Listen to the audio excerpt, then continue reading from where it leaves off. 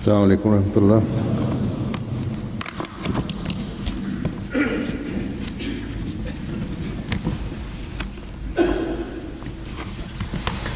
أشهد أن لا إله إلا الله وحده لا شريك له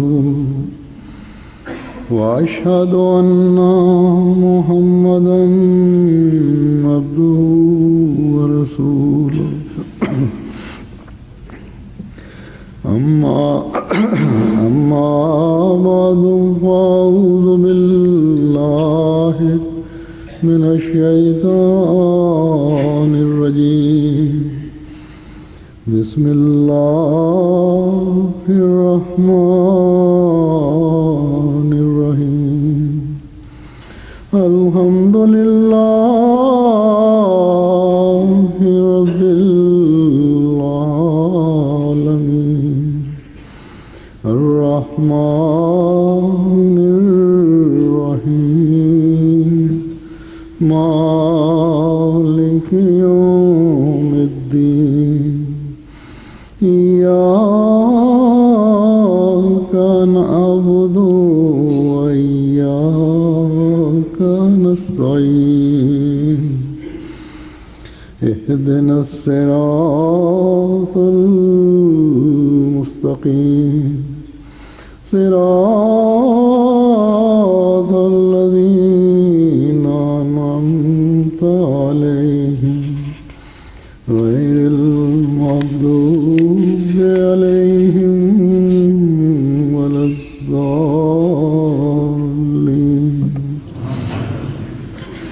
ولا تقولوا لمن يقتل في سبيل الله أموات بل أحياء ولكن لا تشعرون. ولنبلونكم بشيء من الخوف والجوع ونقص من الأموال والأنفس والثمرات وبشر الصابرين الذين إذا أصابتهم مصيبة قالوا إنا لله وإنا إليه راجعون.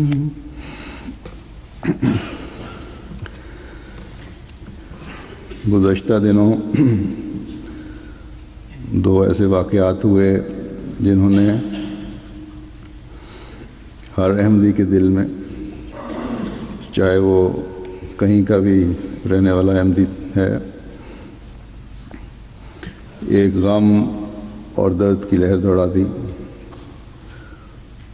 مختلف ممالک سے خطوط کے ذریعے سے اس کا اظہار ہوا، اور خاص طور پر پاکستانی احمدیوں کے لیے تو یہ دونوں صدمے جو تھے وہ بہت تکلیف دہ تھے.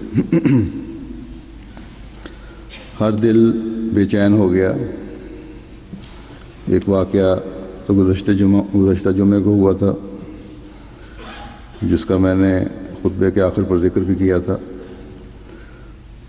دوسرا واقعہ دوسرے روز صبح ایک خوفناک زلزلے کا تھا، جس نے شمالی پاکستان اور کشمیر کے وسیع علاقے میں خوفناک تباہی پھیلائی. جہاں تک پہلے واقعہ کا تعلق ہے، ہمیں پتہ ہے کہ الہی جماعتوں پر یہ امتحان آتے ہیں. تمام انبیاء پر ایسی سختیاں اور ظلم ہوئے، اور انہوں نے ہمیشہ اللہ تعالیٰ کے آگے فریاد کی اور صبر کا دامن ہاتھ سے نہیں چھوڑا. جماعت احمدیہ کی گزشتہ 100 سال سے زائد کی تاریخ اس بات پر گواہ ہے کہ جب بھی جماعت کے افراد پر یا جماعت پر ایسا موقع آیا تو جماعت کے افراد نے صبر اور حوصلے کے ساتھ تمام ظلم برداشت کیے. کبھی قانون اپنے ہاتھ میں نہیں لیا، اور اسی صبر کا نتیجہ ہے کہ ہر ایسے واقعے کے بعد اللہ تعالیٰ جماعت کو پہلے سے بڑھ کر نوازتا ہے اور نوازتا چلا جا رہا ہے، اور انشاءاللہ تعالیٰ نوازتا رہے گا. اس لیے آج بھی افراد جماعت کو، اور خاص طور پر ان لوگوں کو جن کے بچے، بھائی یا خامند شہید ہوئے یا زخمی ہوئے، ہمیشہ اللہ تعالیٰ کے حضور جھکتے ہوئے صبر کے ساتھ اس کا رحم اور فضل مانگتے رہنا چاہیے.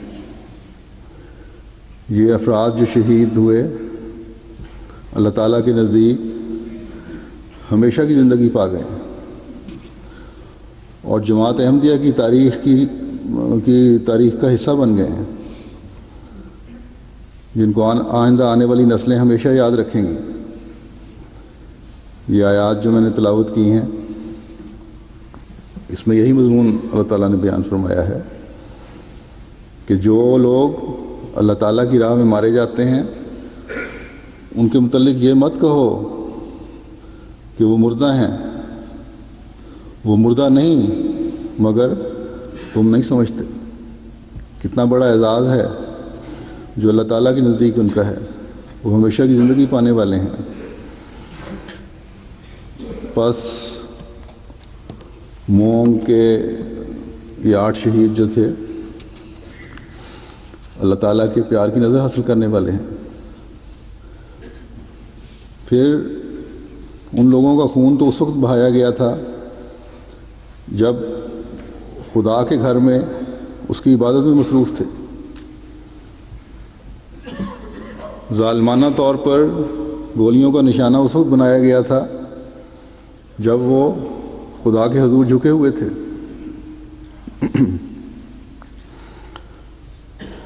یقیناً یہ شہداء اللہ تعالیٰ کی نظر میں ہمیشہ کی زندگی پانے والے ہیں.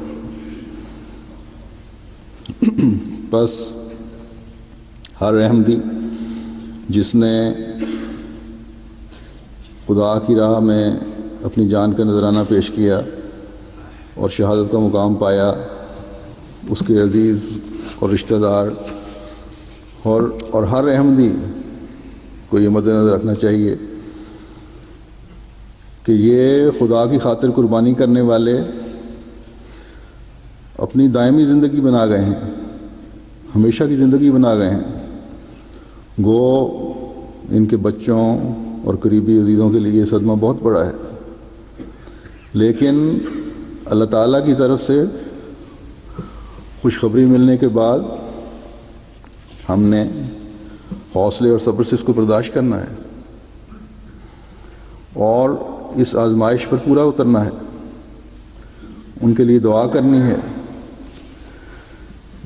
جیسا کہ میں نے کہا کہ خدا تعالیٰ نے کبھی بھی جماعت کی قربانیاں ضائع نہیں کی، اور یہ قربانیاں بھی انشاءاللہ تعالیٰ اللہ تعالیٰ ضائع نہیں کرے گا. لیکن وہی بات ہے کہ ہمیں صبر سے کام لینا ہے، صبر سے کام لینا چاہیے. ہمارے لیے خوشخبریاں بھی اسی صورت میں ہیں جب ہم صبر کریں گے. اللہ ہم سب کو اس کی توفیق عطا فرمائے اور ہم ہمیشہ ان لوگوں میں شامل ہوں جن کے بارے میں اللہ تعالیٰ نے فرمایا ہے کہ الذین اذا اصابتہم مصیبۃ قالوا انا للہ و انا الیہ راجعون. یعنی ان پر جب بھی کوئی مصیبت آتی ہے تو گھبراتے نہیں، بلکہ یہ کہتے ہیں کہ ہم تو اللہ ہی کے ہیں اور اسی کی طرف لوٹنے والے ہیں. بس جب یہ سوچ ہوگی تو اللہ تعالیٰ جہاں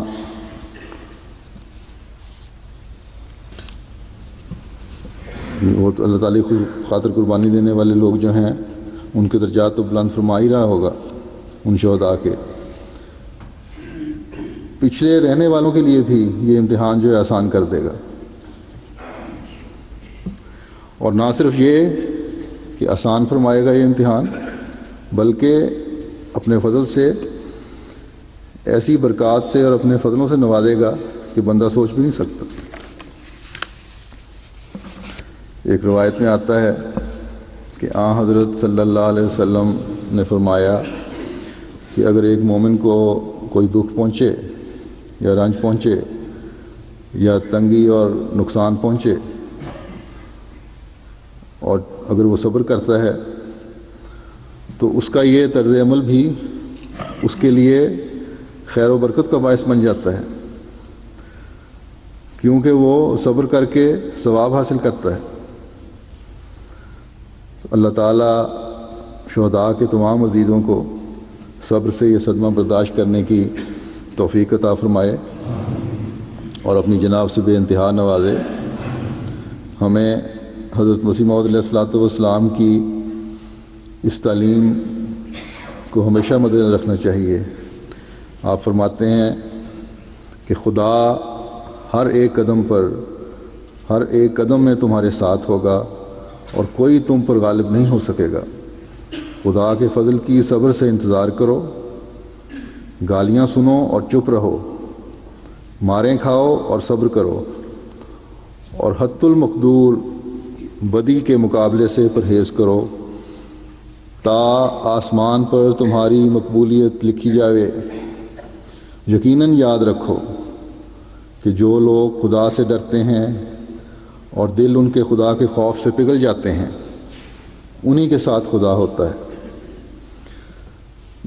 بس ہمارا کام ہے کہ صبر کے ساتھ دعاؤں میں لگے رہیں. اللہ کا خوف ہمارے سب خوفوں پر غالب ہو اور اس کی رضا کا حصول ہماری زندگی کا مقصد ہو. بعض لوگ جلد بازی میں مخالف پر بعض دفعہ طعن و تشنیع کر جاتے ہیں یا ان سے دوسروں سے طعن و تشنیع کی باتیں کر جاتے ہیں. ایک احمدی کو یہ زیب نہیں دیتا. کسی نے مجھے کسی کی شکایت بھی لکھی تھی. ہم نے اپنا جو ایک امتیاز قائم رکھا ہوا ہے اسے قائم رکھنا ہے انشاءاللہ تعالی. حضرت مسیح موعود علیہ الصلوۃ والسلام فرماتے ہیں کہ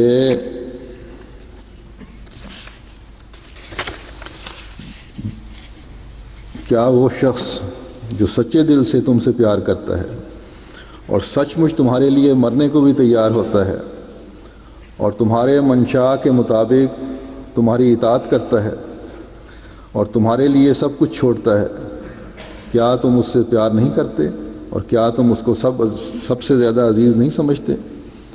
پس جب تم انسان ہو کر پیار کے بدلے میں پیار کرتے ہو پھر کیوں کر خدا نہیں کرے گا؟ خدا خوب جانتا ہے کہ واقعی اس کا وفادار دوست کون ہے اور کون غدار اور دنیا کو مقدم رکھنے والا ہے. سو تم اگر ایسے وفادار ہو جاؤ گے تو تم میں اور تمہارے غیروں میں خدا کا ہاتھ ایک فرق قائم کر کے دکھلائے گا. پھر آپ نے فرمایا کہ یہ مت خیال کرو کہ خدا تمہیں ضائع کر دے گا. تم خدا کے ہاتھ کا ایک بیج ہو جو زمین پر بویا گیا. خدا فرماتا ہے کہ یہ بیج بڑھے گا، پھولے گا اور ہر ایک طرف سے اس کی شاخیں نکلیں گی اور ایک بڑا درخت ہو جائے گا. بس مبارک وہ جو خدا کی اس بات پر ایمان رکھے اور درمیان میں آنے والے ابتلاؤں سے نہ ڈرے، کیونکہ ابتلاؤں کا آنا بھی ضروری ہے تاکہ خدا تمہاری آزمائش کرے. تو یہ جو درخت ہے اللہ تعالیٰ کے فضل سے مسلم علیہ السلام کا، یہ بڑا اور بڑھ رہا ہے. اور یہ چھوٹی موٹی جو شاخ تراشیاں ایک جگہ آپ نے فرمایا یہ بھی اس لیے ہوتی ہیں تاکہ اور مزید بہتری پیدا ہو. بس ہمارا کام اس ایمان پر قائم رہنا ہے کہ خدا ہمارے ساتھ ہے۔ اس دنیا میں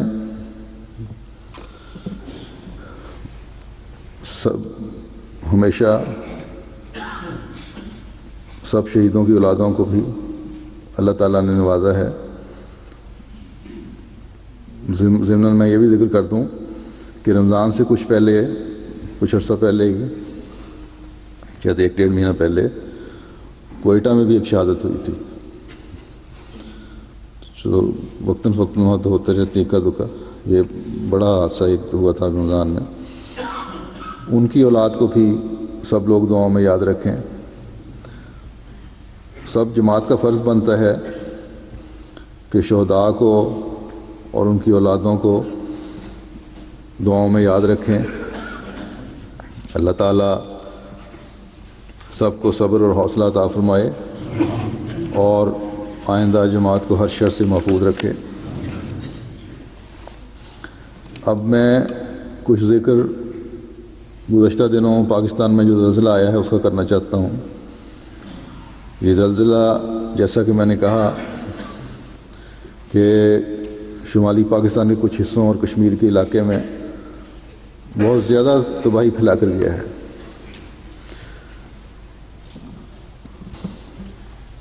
جماعت احمدیہ کا ہر فرد بحیثیت انسان بھی اور بحیثیت مسلمان بھی اس آسمانی آفت پر دل میں درد اور دکھ محسوس کر رہا ہے۔ اور ہم پاکستانی احمدی جو ہیں وہ تو اپنے بھائیوں کی تکلیف اور دکھ دیکھ کر انتہائی دکھ اور کرب میں ہیں، اور دعا کرتے ہیں کہ اللہ تعالیٰ ہمارے ہم وطنوں کی تکلیفوں کو کم کرے اور انہیں آفات سے بچائے۔ میں نے صدر پاکستان اور وزیر اعظم پاکستان اور صدر آزاد کشمیر اور وزیر اعظم آزاد کشمیر کو جو افسوس کا خط لکھا تھا، اس میں بھی انہیں یقین دلایا تھا کہ جماعت احمدیہ ہمیشہ کی طرح ان کی ہر ممکن مدد کرے گی۔ وطن کی محبت کا تقاضا بھی یہ ہے کہ ہر پاکستانی احمدی اس وقت اس کڑے وقت میں اپنے بھائیوں کی مدد کرے، عملی طور پر بھی اور دعاؤں سے بھی۔ اپنی تکلیفوں کو بھول جائیں اور دوسرے کی تکلیف کا خیال کریں۔ جماعت احمدیہ نے ہمیشہ پہلے دن سے ہی، جب سے کہ پاکستان کا قیام عمل میں آیا ہے، ہمیشہ پاکستان اور مسلمانوں کے حقوق کے لیے قربانیاں دی ہیں۔ اس لیے یہ تو کبھی کوئی سوچ بھی نہیں سکتا کہ ایک احمدی کا کوئی مسلمان بھائی تکلیف میں ہو یا ملک پر کوئی مشکل ہو اور ایک احمدی پاکستانی شہری دور کھڑا صرف نظارہ کرے اور اس تکلیف کو دور کرنے کی کوشش نہ کرے۔ بس جماعت احمدیہ نے اس ملک کے بنانے میں بھی حصہ لیا ہے اور انشاءاللہ تعالی اس کی تعمیر و ترقی میں بھی ہمیشہ کی طرح حصہ لیتی رہے گی، کیونکہ آج ہمیں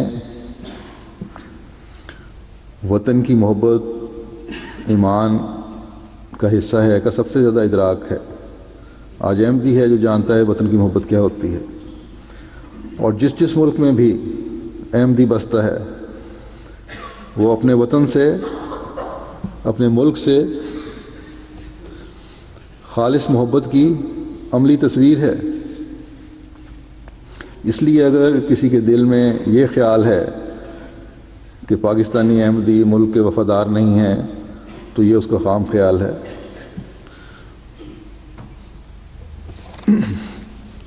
گو کہ اس زلزلے کے بعد سے فوری طور پر ہی افراد جماعت بھی اور جماعت احمدیہ پاکستان بھی اپنے ہم وطنوں کی جہاں تک ہمارے وسائل ہیں ان مصیبت زدوں کی مدد کرنے کی کوشش کر رہی ہے. لیکن میں پھر بھی ہر پاکستانی احمدی سے یہ کہتا ہوں، ان کو یہ توجہ دلانی چاہتا ہوں کہ ان حالات میں جب کہ لاکھوں افراد بے گھر ہو چکے ہیں، کھلے آسمان تلے پڑے ہوئے ہیں، حتی المقدور ان کی مدد کریں. جو پاکستانی احمدی باہر کے ملکوں میں ہیں ان کو بھی بڑھ چڑھ کر ان لوگوں کی بحالی اور ریلیف کے کام میں حکومت پاکستان کی مدد کرنی چاہیے.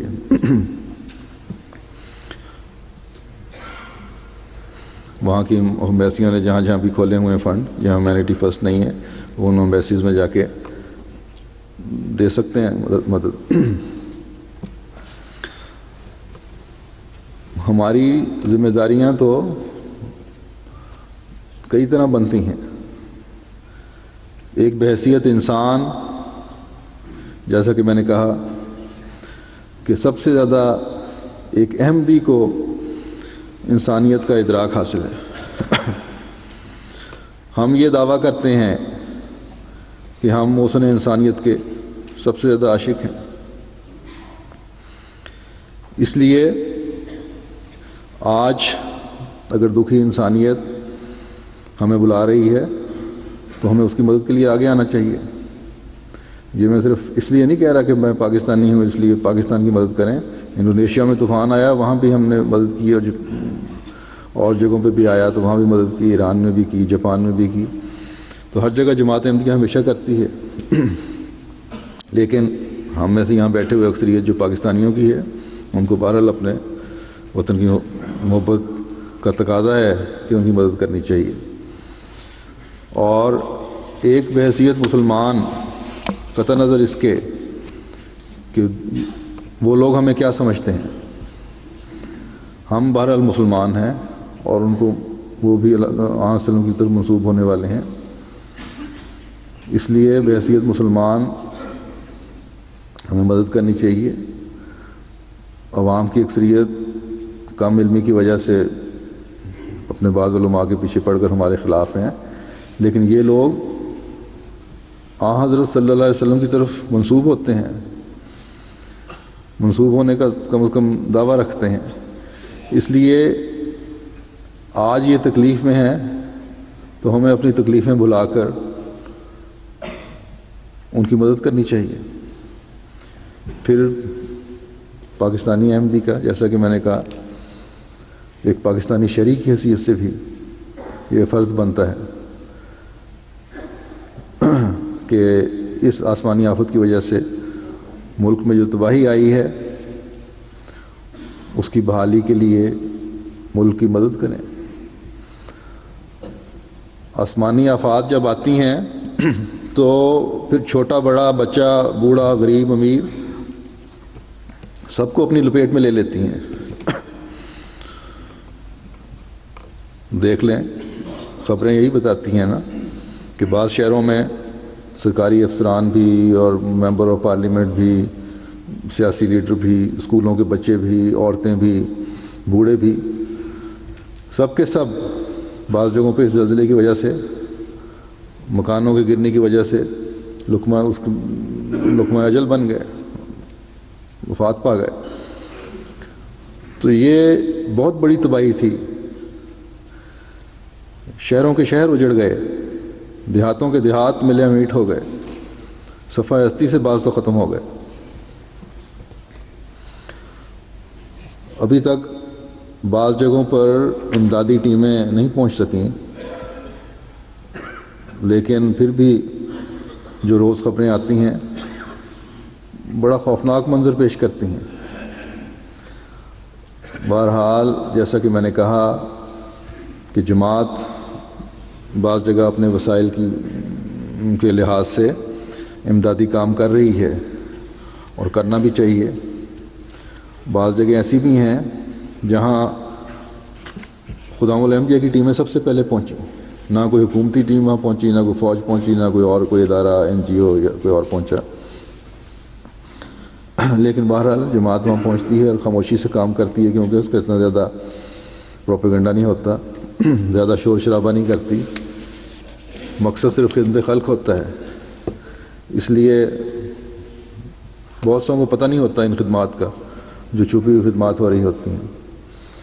لیکن بعض احمدی کیونکہ مستقل فیکسیں بھیجتے رہتے ہیں یا مشورے بھی لکھتے رہتے ہیں کہ یوں ہونا چاہیے اور یوں ہونا چاہیے، اور بعض غیر بھی یہ سمجھتے ہیں کہ کیونکہ احمدی خاموش ہیں تو شاید یہ لوگ جو ہیں پاکستانی احمدی جو ہیں اس آسمانی آفت پر قوم سے ہمدردی نہیں کر رہے اور ان کی مدد نہیں کر رہے۔ تو اس لیے میں مختصراً بعض کام جو فوری طور پر جماعت نے شروع کی ہے ان کا متعلق بتا دیتا ہوں کہ پہلی بات تو یہ یاد رکھیں، جیسا کہ میں نے کہا، ہم تو اللہ تعالیٰ کی خاطر کام کرنے والے ہیں، کوئی نام و نمود نہیں ہمیں چاہیے، کسی سے بھی اس کا اجر نہیں چاہیے، صرف دکھی انسانیت کی خدمت کرنا مقصد ہے۔ لیکن جیسا کہ میں نے کہا کہ بعض لوگوں کی تسلی کے لیے مختصراً بتا دوں کہ بعض جگہ پہلے بھی کہہ چکا ہوں کہ بعض جگہ سب سے پہلے ہماری ٹیمیں پہنچی ہیں، وہاں ابتدائی طور پر جو بھی مدد ہو سکتی تھی وہ ان کی گئی۔ پھر جو حالات تھے کہ آفت کے بعد آفت، یعنی زلزلے کے بعد بارش، سخت بارش اور اولے پڑنے شروع ہو گئے، گھر تو رہے نہیں تھے لوگوں کے، باہر ٹھنڈ میں لوگ پڑے ہوئے تھے جو بچ گئے تھے اس آفت سے، اس زلزلے سے، گھروں میں دبنے سے، بھوکے پیاسے تھے۔ تو وہاں بھوک پیاس مٹانے کے لیے خشک راشن کا تو کوئی فائدہ نہیں تھا، کیونکہ کوئی پکانے کی چیز نہیں تھی، باہر بارش ہو رہی تھی، لکڑی جل نہیں سکتی تھی۔ تو ہمارے خدام اسلام آباد سے دیگوں پر کئی دیگیں چاول پکوا کے پھر پیکٹ بنا کے لے جاتے تھے، جن علاقوں تک وہ پہنچ سکے تھے، قریب ترین،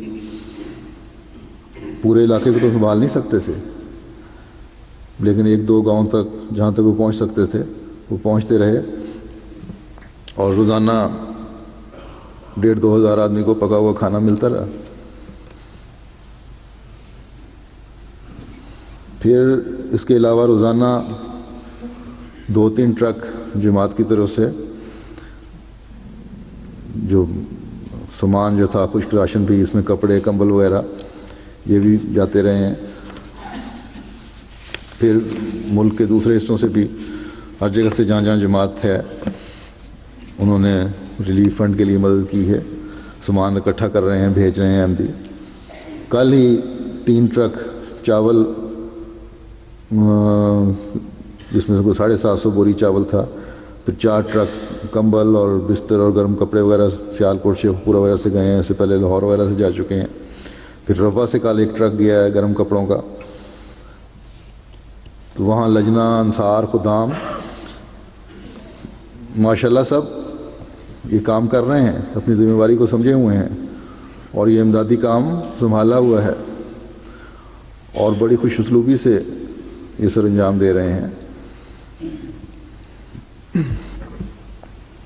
ٹی وی پر میں سن رہا تھا، کل 2 دن کی بات ہے، کہ سرکاری عہدیدار، کچھ سیاسی لیڈر باتیں کر رہے تھے کہ آئندہ چند دنوں میں ان علاقوں میں شدید سردی پڑنے والی ہے، کشمیر کے علاقے میں ٹھنڈ ہوتی ہے، اس لیے فوری طور پر وہاں جو مسئلہ ہے وہ رہائش کا ہے، کیونکہ موجودہ رہائش تو اس قابل نہیں رہی۔ اس لیے ہمارے کوشش یہ ہونی چاہیے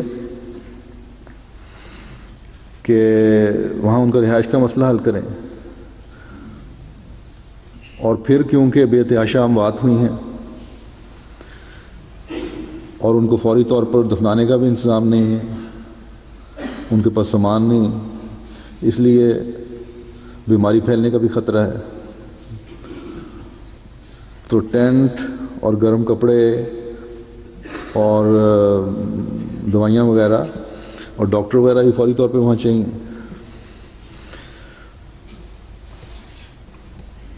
جماعت کا خیال تھا کہ کچھ علاقے مخصوص کر کے جو بھی وہاں دے، حکومت علاقے معین کر دے جماعت کے لیے، وہاں ایک ٹینٹ کالونی جیسی بنا دی جائے، قائم کر دی جائے،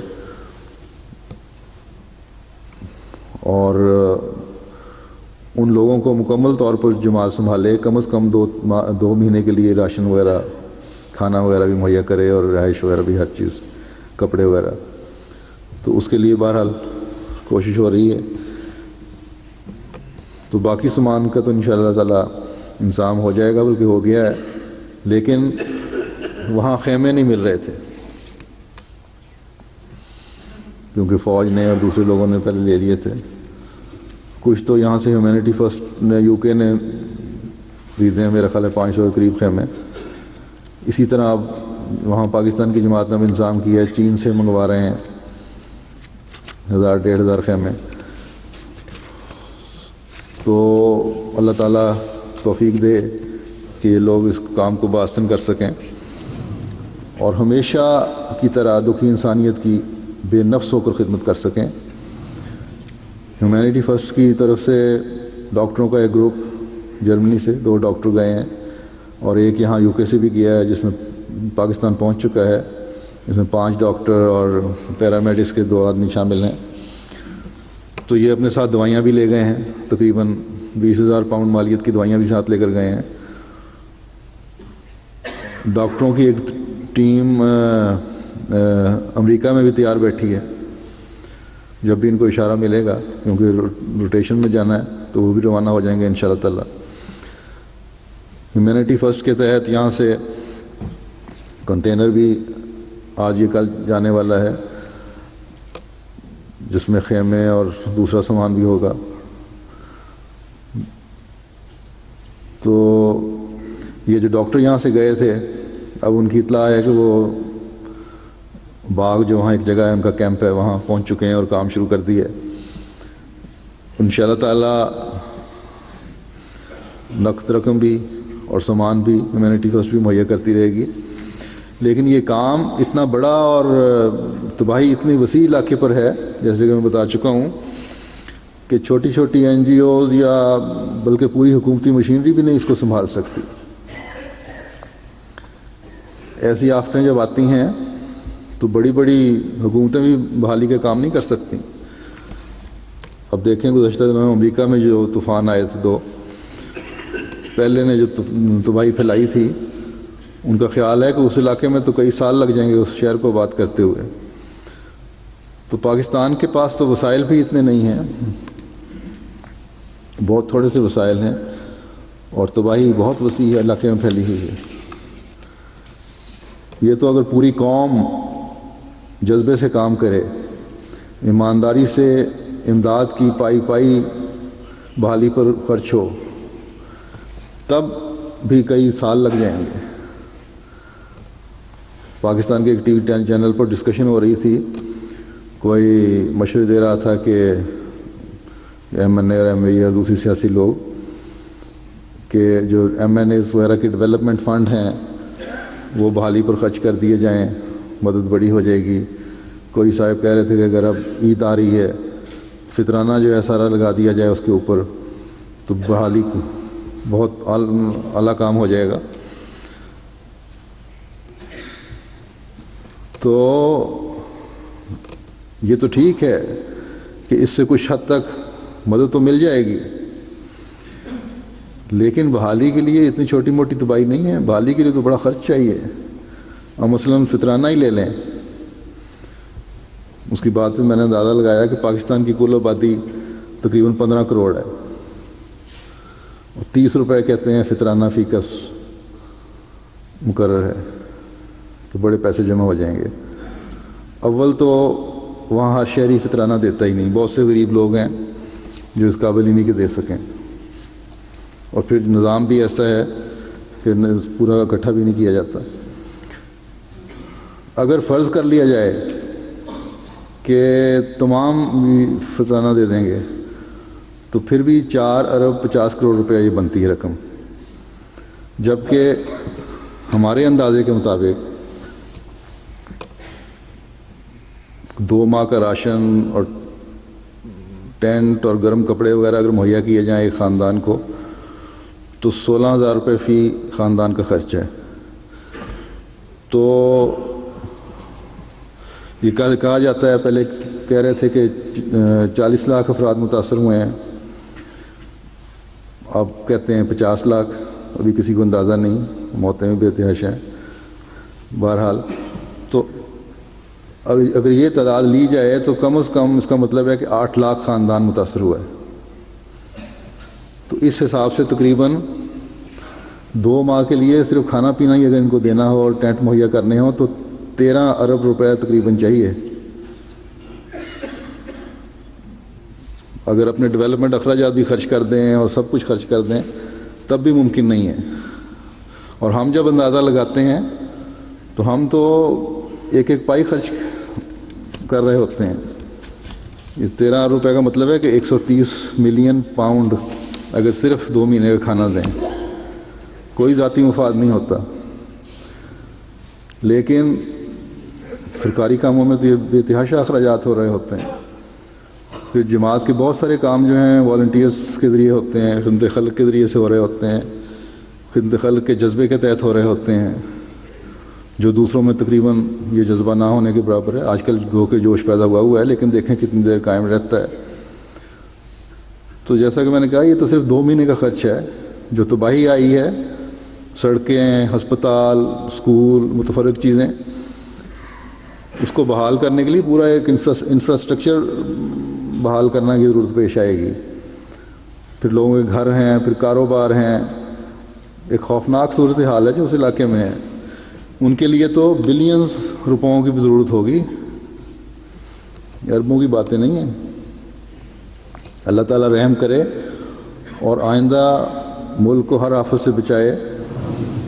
اللہ تعالیٰ کے حضور جھکنے والے ہوں یہ سارے لوگ، حکومت کے ادارے بھی اپنی ذمہ داریوں کو سمجھنے والے ہوں، اور عوام کی خدمت اور بحالی کے کام میں اسی طرح اچھے نمونے قائم کریں جس طرح آج کل اظہار کیا جا رہا ہے. سیاسی لیڈر بھی جس طرح کہ ایک سیاسی لیڈر نے کہا کہ ان حالات میں سیاسی فائدے نہ اٹھائیں بلکہ ایک ہو کر کام کریں. اور بظاہر عمومی طور پر یہ نظارے نظر آتے ہیں جو پروگراموں میں کہ ایک ہوئے ہیں. اللہ کرے یہ ایک ہونا ہمیشہ قائم بھی رہے اور اپنے رویے یہ مستقل ایسے ہی کر لیں.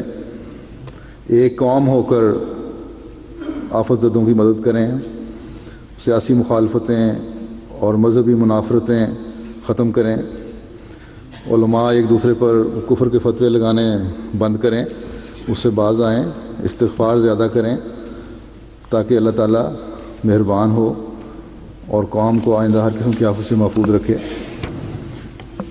ہمارے سامنے ان حالات میں جب آسمانی آفات کا امکان ہو تو حضرت صلی اللہ علیہ وسلم کا نمونہ کیا تھا؟ آپ نے کیا دعاؤں کے نمونے قائم کیے ان سے بچنے کے لیے؟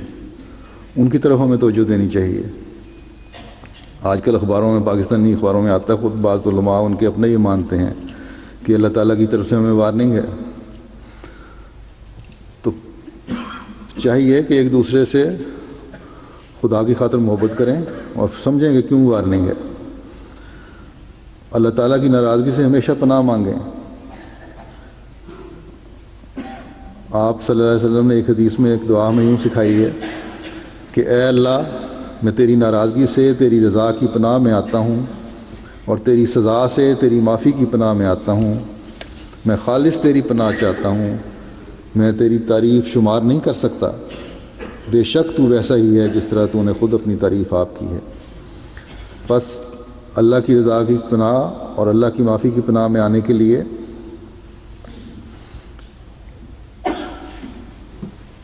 اپنے آپ کو بدلنا چاہیے۔ سیاسی لیڈروں کو بھی، علماء کو بھی، عام آدمی کو بھی آپس کی نفرتوں اور قدورتوں اور دشمنیوں کو اور ایک دوسرے پر کفر کے فتووں کو ختم کرنا چاہیے۔ ہم احمدی بہرحال ہمدردی کے جذبے سے یہ دعا کرتے ہیں کہ جس طرح بظاہر آج کل اس آفت کے وجہ سے پوری قوم ایک ہوئی ہے، ہمیشہ ایک رہے اور اللہ کا خوف ان کے دل میں قائم ہو۔ حضرت صلی اللہ علیہ وسلم کا تو یہ حال تھا، بارش کو دیکھ کر، بادل کو دیکھ کر بھی عجیب حالت ہو جایا کرتی تھی آپ کی۔ اس کا ایک روایت میں ایک ذکر آتا ہے، حضرت عائشہ بیان کرتی ہیں کہ نبی کریم صلی اللہ علیہ وسلم جب بادل یا آندھی کے آثار دیکھتے تو آپ کا چہرہ متغیر ہو جاتا تھا۔ تو میں نے عرض کیا، کہتی ہیں ایک دن کہ اے اللہ کے رسول، لوگ تو بادل دیکھ کر خوش ہوتے ہیں کہ بارش ہوگی، مگر میں دیکھتی ہوں کہ آپ بادل دیکھ کر پریشان ہو جاتے ہیں۔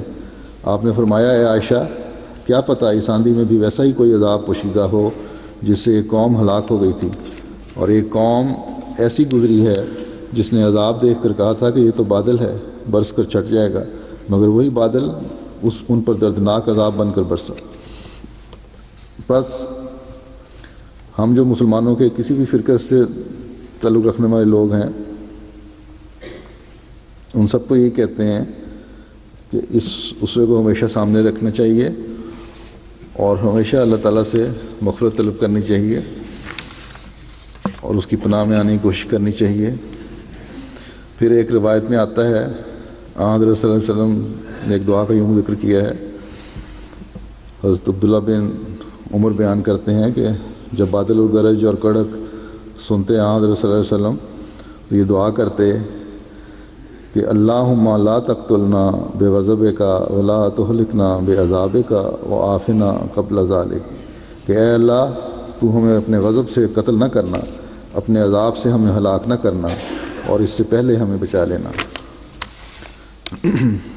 پھر ایک دعا کا روایت میں ذکر آتا ہے، حضرت عائشہ کہتی ہیں کہ جب کبھی آندھی چلتی تو رسول کریم صلی اللہ علیہ وسلم یہ دعا کرتے کہ اللہم انی اسألک خیرہا و خیر ما فیہا و خیر ما ارسلت بہ واعوذ بک من شرہا و شر ما فیہا و شر ما ارسلت بہ۔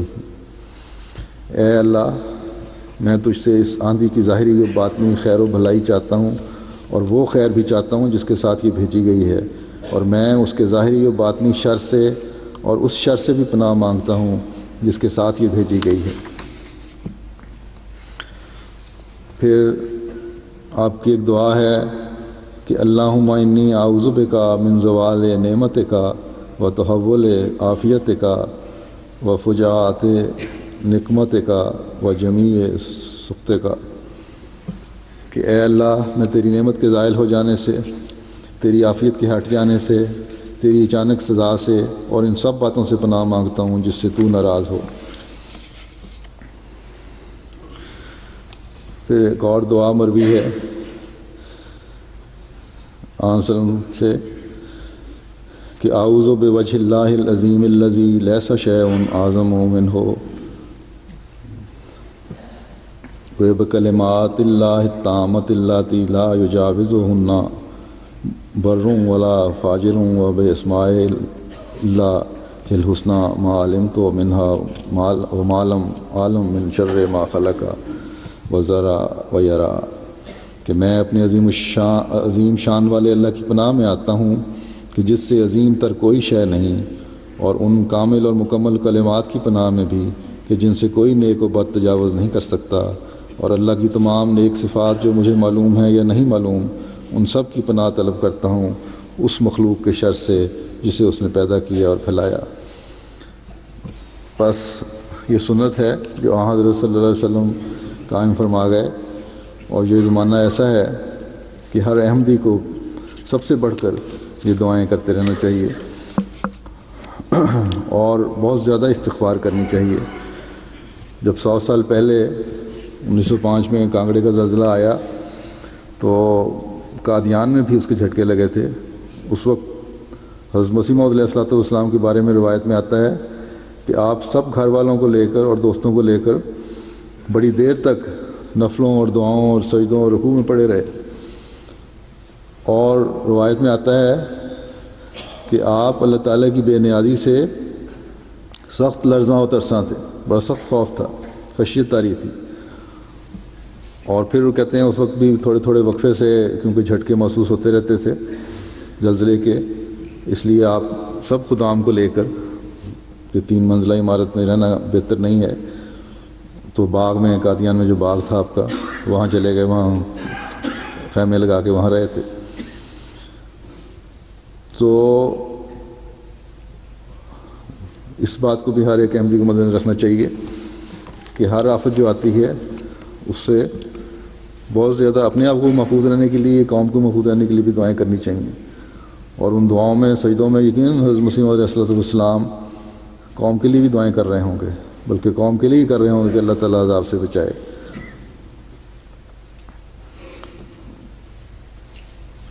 اس لیے ہر احمدی کو ان آفات سے پناہ مانگنی چاہیے، اس کے شر سے محفوظ رہنے کے لیے دعا مانگنی چاہیے۔ جو دعائیں ہمیں حضرت صلی اللہ علیہ وسلم کی روایات کے ذریعے پہنچی ہیں وہ بھی مانگیں، اور اپنی زبان میں بھی دعائیں مانگیں۔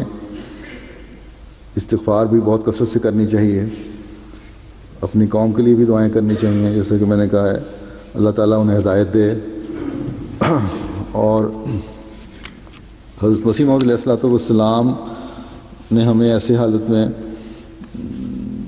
دعا کرنے کا کیا طریق سکھایا ہے، اس کو ہمیشہ پیش نظر رکھنا چاہیے۔ آپ فرماتے ہیں کہ جماعت کے سب لوگوں کو چاہیے، اسی زلزلے کی کیفیت کے اس وقت کی دعا بتائی ہے آپ نے یہ، کہ جماعت کے سب لوگوں کو چاہیے کہ اپنی حالتوں کو درست کریں، توبہ و استغفار کریں، اور تمام شکوک و شبہات کو دور کر کے اور اپنے دلوں کو پاک و صاف کر کے دعاؤں میں لگ جائیں، اور ایسی دعا کریں کہ گویا مر ہی جائیں، تاکہ خدا ان کو اپنے غضب کی ہلاکت کی موت سے بچائے، تاکہ خدا ان کو اپنے غضب کی ہلاکت کی موت سے بچائے۔ بنی اسرائیل جب گناہ کرتے تھے تو حکم ہوتا تھا کہ اپنے تئیں قتل کرو، اب اس امت مرحومہ سے وہ حکم تو اٹھ گیا ہے، مگر یہ اس کے بجائے ہے کہ دعا ایسی کرو کہ گویا اپنے آپ کو قتل ہی کر دیا۔ اللہ تعالیٰ ہمیں ہمیشہ دعاؤں کے یہ معیار حاصل کرنے کی توفیق عطا فرمائے۔ آج کل اللہ تعالیٰ نے رمضان کا بابرکت مہینہ بھی آیا ہے، اور اس میں قبولیت دعا کے بھی خاص مواقع ملتے ہیں، اللہ تعالیٰ نے عطا فرمایا ہوا ہے مہینہ، اس لیے ان دنوں میں خاص طور پر دنیا کی ہدایت اور تباہی سے بچنے کے لیے ہر احمدی کو دعا کرنی چاہیے، اور اپنے آپ کو بھی ہر آفت سے محفوظ رکھنے کے لیے دعا کرنی چاہیے۔ اللہ تعالیٰ سب کو دعا کرنے کی توفیق بھی دے، اور محض اور محض اپنے فضل سے ان دعاؤں کو قبول بھی فرمائے۔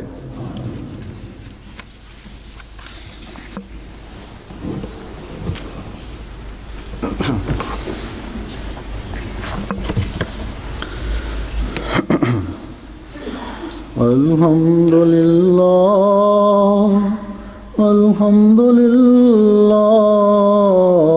نحمده ونستعينه ونستغفره ونؤمن به ونتوكل عليه ونعوذ بالله من شرور أنفسنا ومن سيئات أعمالنا من يهده الله فلا مضل له ومن يضلله فلا هادي له ونشهد أن لا إله إلا الله ونشهد أن محمدا عبده ورسوله عباد الله رحمكم الله إن الله يأمر بالعدل